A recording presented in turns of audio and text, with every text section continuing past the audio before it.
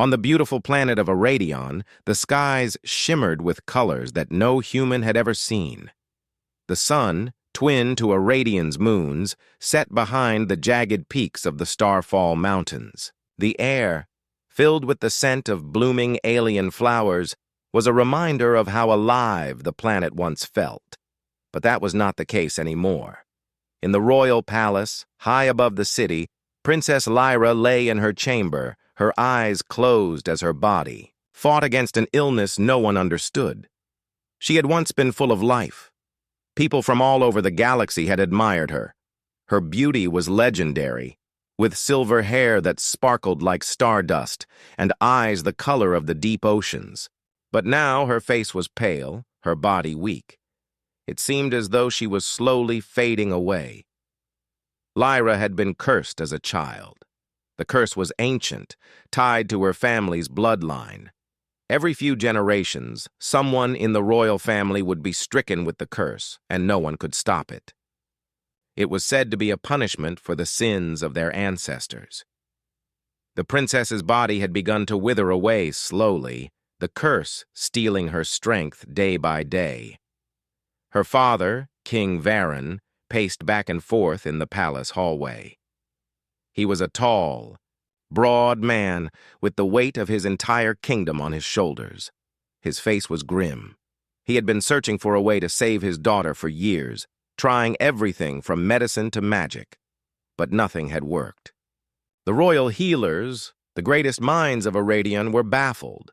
No one had ever found a cure. The kingdom's best physicians and sorcerers had failed. The princess was dying. King Varen's mind raced as he remembered a conversation he had had with a visiting human diplomat months ago. The humans were known for their advanced technology, their strength, and their resilience. Maybe, just maybe, they could help. He hurried to the communication room and sent a message to Earth. There was a legendary warrior among the humans, someone who was said to have been able to perform miraculous feats. His name was Captain Elias. Hunter, a soldier who had served in countless battles and faced impossible odds. If anyone could save his daughter, it was Elias. The message was simple: we need your help. Princess Lyra is dying. The fate of our kingdom depends on you. Back on Earth, Captain Elias Hunter stood in a dark, quiet room, looking out over a vast cityscape. His expression was unreadable. A decorated hero, Elias had earned his place among humanity's legends. But now, after years of battle and sacrifice, he was tired. He wanted peace. Yet he knew that duty always called. When the message came through, he couldn't ignore it. It was not just the promise of glory that moved him. Something about the princess's story tugged at his heart. She was young, full of life, and she didn't deserve this fate. So without hesitation, he prepared himself for the mission. The journey from Earth to Aradion was long and filled with the uncertainty of space travel. Elias was alone in the ship, with only the stars for company. As he approached Aradion, his thoughts were a mixture of curiosity and concern. What would he find when he arrived? Would the princess still be alive? The landing was smooth, and Elias was greeted by the royal guards as soon as he stepped off the ship. The atmosphere was heavy, thick with worry and sorrow. He could feel the tension in the air. Everyone was waiting for a miracle. The palace was even more magnificent than he had imagined, with tall marble columns and intricate carvings of Aradion's history on every wall. But Elias couldn't enjoy the beauty of the place. His mind was focused on the task at hand. Inside the palace, he was led through the grand halls until he reached the princess's chambers. King Varen stood by her bedside, his face drawn with exhaustion and fear. The princess's body was frail, covered with a thin blanket, her breathing shallow. The sight hit Elias hard. No one should look like this, especially someone so young and full of promise. "Captain Elias Hunter," King Varen greeted him, his voice heavy. "Thank you for coming. I don't know what to do. The best we have isn't enough." Elias gave a short nod. "I'll do what I can, Your Majesty." He stepped toward the bed, his eyes meeting Lyra's. Despite her weakened state, there was something about her that radiated strength. Her eyes, though dim, still held the fire of leadership. "Princess Lyra," Elias said softly, his voice firm but gentle, "I'm here to help." Her eyes flickered open, and for a moment they locked with his. Her voice was barely a whisper, but it was filled with authority. "You are the human warrior?" she asked, her tone not weak but strong, even in her condition. Elias nodded. "I'm here to do whatever it takes." A faint smile tugged at Lyra's lips. "Then, I hope you're prepared for what's to come. My people, they expect me to save them. But if I die, I fear what will happen to them. The curse, it has no mercy." Elias could see the weight of her words. The fate of an entire world rested on her shoulders. And yet, here she was, lying in a bed, helpless. He could not imagine the burden she carried.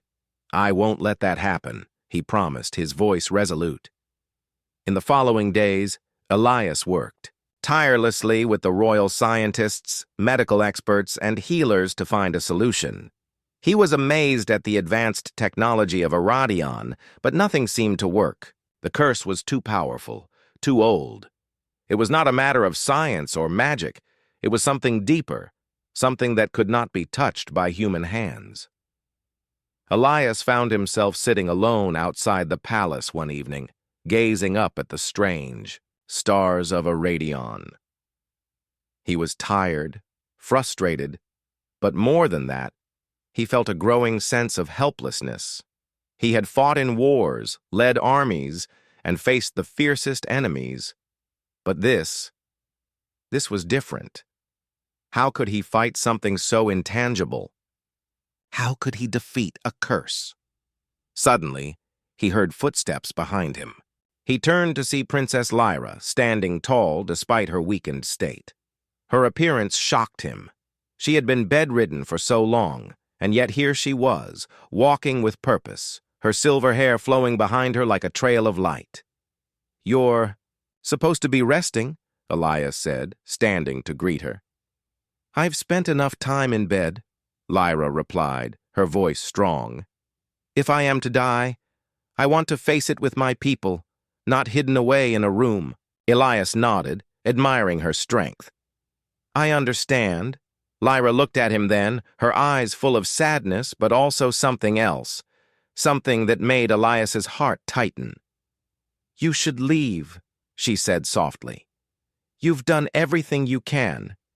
You don't need to stay here and watch me die." Elias shook his head. "I stay because I promised, and I don't break promises." The princess was quiet for a moment, considering his words. Finally, she spoke. "There's more at play here than you know. This curse. It wasn't just an accident. It was a punishment for something that happened long ago. My ancestors, they made a terrible mistake. And now, it's my turn to pay for it." Elias frowned, confused. "What do you mean?" "The curse was placed on my family to ensure that no one would ever rule without understanding the cost of power," Lyra explained. "If I die, the kingdom will fall into chaos. My people will be lost, and they'll blame me for it." Elias could see the weight of her words, and something in him shifted. This wasn't just about saving her life. It was about saving an entire people. "We'll find a way," Elias said, determination in his voice. "I don't give up that easily." The next day, a new plan was set in motion. The human warriors on Aradion were sent on a mission to find something that could help. They had heard rumors of a rare flower deep within Aradion's forests.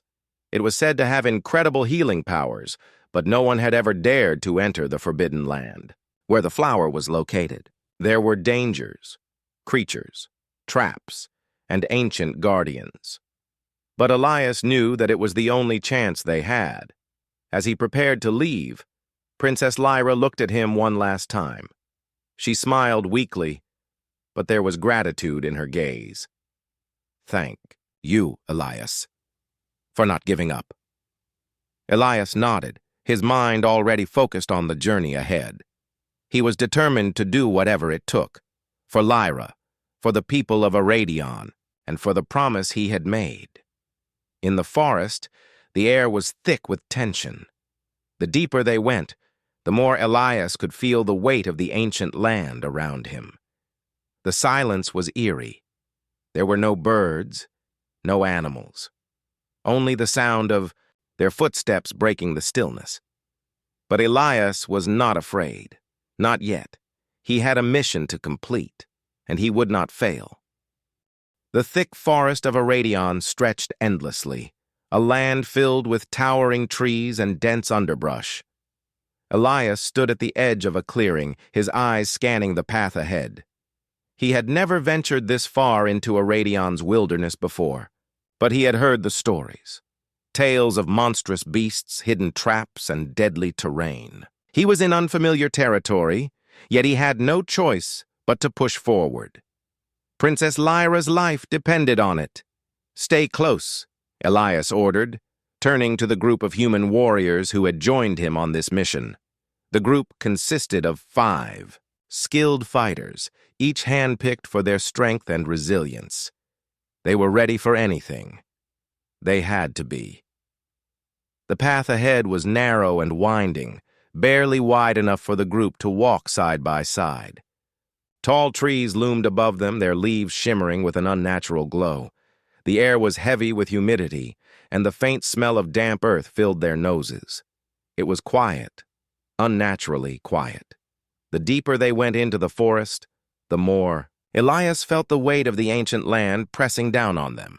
The legends spoke of a time when the forest was alive with magic, a place where the very earth itself could protect the rare and dangerous creatures that roamed here. Elias could sense it. He wasn't just walking through a forest. He was treading on sacred ground. "We're getting closer," one of the warriors whispered, his voice tight with nerves. Elias nodded, his eyes focused on the trail ahead. They had been walking for hours, and still, there was no sign of the legendary flower. They had only one goal in mind, the Elden bloom, a rare flower said to have the power to heal even the most deadly of curses. The flower grew in the heart of the forest, protected by ancient magic and powerful guardians. The journey was treacherous, but the stakes were too high to turn back now. As they continued, the air began to change. It grew colder, and a strange mist began to rise from the ground. Elias could feel the hairs on the back of his neck stand up. This was no ordinary fog. It was as if the forest itself was alive, watching them, waiting. Suddenly, a low growl echoed through the trees. Elias's hand instinctively went to the hilt of his sword. The group stopped, listening intently. The growl came again, louder this time, followed by the sound of heavy footsteps. Something was moving toward them. "Ready yourselves!" Elias shouted. Without warning, a massive creature lunged from the shadows, its jaws snapping shut just inches from Elias's face. The beast was unlike anything he had ever seen. It stood on 4 legs, its body covered in dark, scaly armor. Its eyes glowed with an unnatural light, and its fangs were long and sharp. The creature was huge, at least 3 times the size of a human, and it was clearly ready to fight. Elias didn't hesitate. He drew his sword in one swift motion and met the creature head-on. The first strike missed as the beast lunged again, its claws swiping through the air. Elias ducked just in time, feeling the wind of the creature's attack brush past his face. He retaliated, slashing at its side with all his strength. The blade bit into the creature's thick hide, but it barely seemed to notice. The warriors behind him fought valiantly, attacking from different angles, but the creature was relentless. It roared in fury, swiping its claws and snapping its jaws with deadly precision. Elias knew they couldn't afford to waste time. Every moment they spent fighting this creature was another moment that Lyra's life slipped further away. "Focus. On the head," Elias shouted. "That's its weak spot." The group coordinated their attacks, aiming for the creature's head. Elias took a deep breath and leapt forward, using the momentum to drive his sword deep into the creature's skull. The beast let out a final ear-piercing scream before collapsing to the ground, lifeless. Panting, Elias wiped the sweat from his brow. "We don't have time to rest," he said. "We move forward. Now." The warriors nodded in agreement, though they were clearly exhausted from the battle. The creature had been strong, but they had overcome it. There was no turning back now. They continued deeper into the forest, their progress slowed by the encounter. The mist grew thicker, and the trees seemed to close in around them. Elias's senses were on high alert, but he could feel the weight of the forest pressing on him. There was something more dangerous lurking ahead. He could feel it. After another hour of trekking through the mist, they arrived at a large clearing. In the center of the clearing stood a massive stone archway, covered in ancient symbols and glowing with a faint blue light. Elias could feel the magic in the air, a palpable force that seemed to hum with power. This was it, the heart of the forest. In the center of the clearing, surrounded by glowing flowers and thick vines, stood the Elden bloom. It was a stunning sight. Its petals were a deep purple, almost black, and they seemed to shimmer with an inner light. The flower was beautiful, but Elias knew it was not the only thing they had to worry about. As they stepped forward, a low rumble echoed through the clearing. The ground shook, and the air seemed to grow even colder. From the shadows emerged two towering figures, each one standing at least 10 feet tall. They were armored in stone, their eyes glowing with an ethereal light. These were the guardians of the flower, ancient protectors who would stop at nothing to prevent anyone from taking the bloom. "Step back," Elias ordered, raising his sword. "We'll fight them together!" The guardians charged, their massive fists swinging toward the group. Elias and his warriors scattered, dodging the powerful blows. The battle was intense. Elias's sword clashed against the stone armor of the guardian, but the blade bounced off with little effect. He needed to find a weak point, something that would allow him to defeat these giants. One of the warriors tried to flank the guardians, but was quickly struck down by a massive fist. The others rallied, but it was clear that the guardians were stronger than anything they had ever faced. Elias's mind raced. He couldn't defeat these creatures with brute force alone. He needed to outsmart them. He glanced at the Elden bloom, still glowing brightly in the center of the clearing. It was their only hope. He shouted to the others, "We have to get to the flower. Distract them while I make my move." The warriors nodded, and they attacked the guardians with renewed determination. They distracted the creatures, keeping them focused on their movements, while Elias made his way to the flower. As he approached, the guardians seemed to sense his intention, and they moved to block his path. With a swift leap, Elias dodged to the side, narrowly avoiding a crushing blow. He rushed forward, reaching the Elden bloom just as one of the guardians grabbed him by the arm. The creature's grip was like iron, and Elias could feel the pressure in his bones. But he didn't give up. With all his strength, he twisted out of the guardian's hold, using the momentum to strike at its chest with his sword.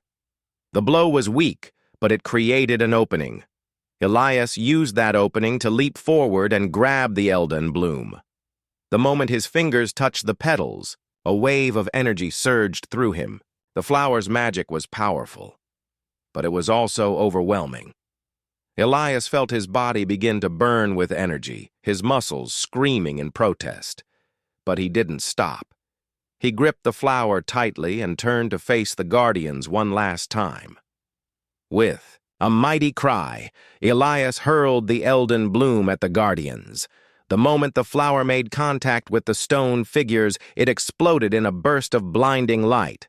The guardians screamed in agony as the magic of the flower overwhelmed them, shattering their stone armor and causing them to collapse to the ground, defeated. Elias collapsed to his knees, his strength drained from the battle and the magic of the flower. He gasped for breath, barely able to keep his eyes open. But he had done it. The Guardians were gone.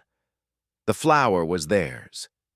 "We've got it," one of the warriors said, panting as he approached Elias. Elias could barely respond. His body was weak, and his vision was blurry. But he knew that they had won. They had the flower, and now they could save the princess. "Let's go," Elias whispered, struggling to stand. "We've got to get back to the palace." With the Elden bloom in hand, the group made their way back through the forest, the journey now feeling even longer than before. Elias's body ached, and he was barely able to keep up with the others, but he pushed forward. The princess's life depended on it. The journey back from the forest felt like an eternity. Elias staggered through the dense trees, his body weighed down by exhaustion. The Elden bloom, wrapped carefully in cloth, was still clutched tightly in his hand, but it seemed to grow, heavier with each step. The magic of the flower had drained him, but the knowledge that it was their only hope for Princess Lyra pushed him forward. His breathing was shallow, his vision blurry, but his determination burned bright. There was no time to waste. He had promised Lyra that he would save her, and now, with the flower in hand, he would keep that promise no matter the cost. The warriors who had accompanied him were in similar states of exhaustion, but they knew their mission was far from over. They had fought through the treacherous forest, defeated powerful guardians, and now they were returning with the only thing that could save Eradion's princess. But even as they pressed on, there was an unspoken fear that hung over them all. What if it was too late? The palace was quiet when they returned. The usual bustle of servants and guards seemed absent, and the air was thick with worry. King Varen was waiting at the entrance, his expression filled with hope and desperation. "Have you—" he began, his voice faltering as his eyes fell on the cloth-wrapped flower Elias carried. Elias nodded, though it was difficult to speak. His voice was rough as he said, "We've got it! The Elden bloom! But we have to act fast!" Without another word, they rushed through the palace halls, their footsteps echoing off the marble floors. They reached Princess Lyra's chamber in record time, and the sight that awaited them was one of quiet despair. Lyra lay in her bed, still and pale, her breathing shallow. The curse was taking her, pulling her further from the world every second. "Bring it here!" King Varen ordered, his voice strained with emotion.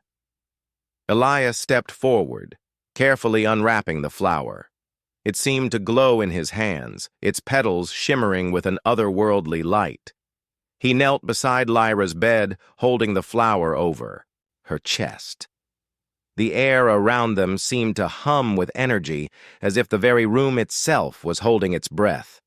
The warriors and King Varen stood silent, watching, waiting. As Elias prepared to place the flower on her, Lyra's eyes fluttered open, her gaze fixed on him. Despite her weakened state, there was a glimmer of recognition in her eyes. You came back," she whispered, her voice weak but filled with gratitude. Elias nodded, his heart heavy with emotion. "I promised, Lyra. I wouldn't leave you." Her lips curved into a faint smile. "You saved me, Elias. You're the only one who ever believed in me." Elias didn't reply. There was no need for words. He leaned closer, holding the flower gently over her chest. The moment it touched her skin, a burst of light filled the room, so bright it seemed to blind them all. The magic of the Elden bloom surged through the air, its power unstoppable. At first, nothing seemed to happen. Lyra remained still, her breathing shallow.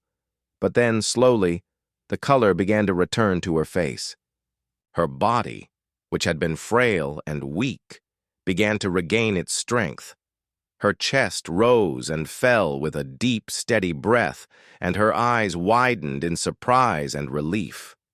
"Elias," she whispered again. But this time, her voice was stronger. I feel better." Elias felt a surge of hope flood through him. The flower was working. It was saving her. But just as quickly as the hope rose, it began to fade. His vision blurred, and his legs felt like they were going to give out beneath him. He looked down at his hands, which were trembling uncontrollably. The flower's magic had drained him completely. He could feel the life force slipping away from him, and his body screamed for rest. But there was no time for that. Not yet. King Varen stepped forward, his eyes wide with disbelief and awe. "It's working. She's healing. You did it, Elias. You saved my daughter." Elias forced a smile, but the effort was too much. His strength was slipping away, and the room seemed to spin around him. His breath was labored, and his vision faded. "To darkness at the edges. No," he whispered, his voice barely audible. I couldn't have done it without the flower. Without you. All of you."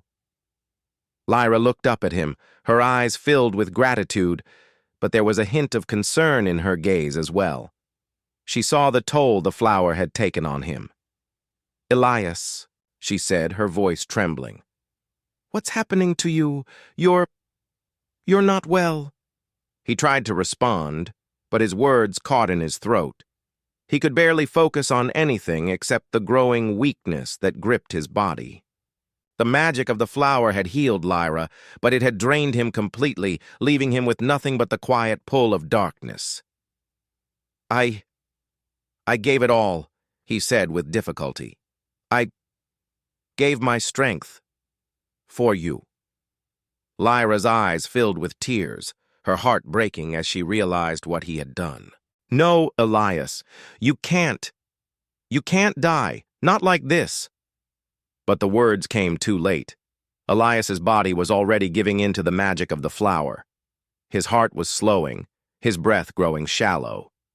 He had done everything for Lyra, for the kingdom of Aradion, but now his life was slipping away, and there was nothing he could do to stop it. King Varen stood at the foot of the bed, unable to speak. His daughter was healing, yes, but the human warrior who had come to save her was dying right before their eyes.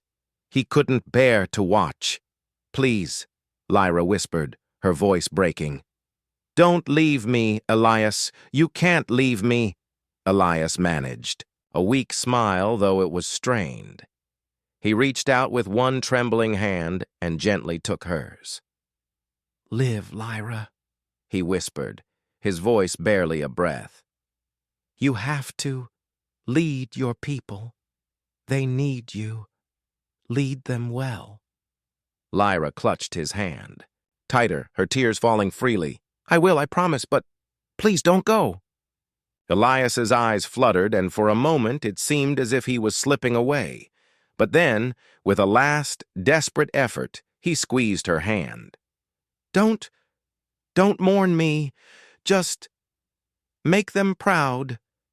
And with that, Elias Hunter, the human warrior, who had saved a princess, who had fought to the very end for a world he had never known, closed his eyes for the last time.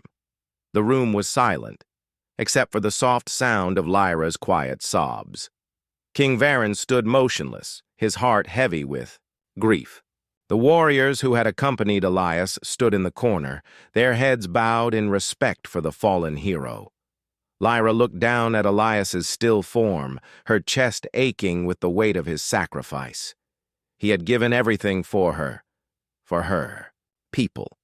He had saved her life, but in doing so, he had lost his own. She gently released his hand and stood, her legs unsteady as she moved to the side of the bed. Her heart was breaking, but there was something else, something deep inside her that she couldn't ignore. The promise Elias had made to lead her people well was now hers to keep. She turned to her father, her voice filled with resolve. "Father, I will lead them. I will lead them the way Elias would have wanted, and I will make sure his sacrifice was not in vain." King Varen nodded, though his eyes were still filled with sorrow. "You will make a great queen, Lyra. You already have the heart of a leader."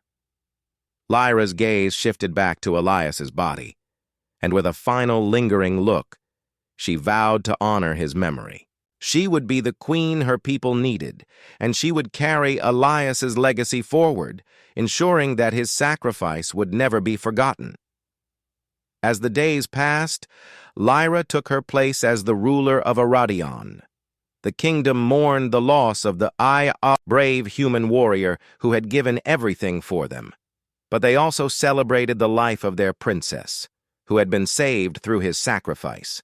And as for Lyra, she never forgot Elias. His memory lived on in every decision she made, every step she took. The warrior from Earth had changed the fate of her kingdom, and in return, she would make sure that his story, the story of the human who had given everything for her, would be told for generations to come.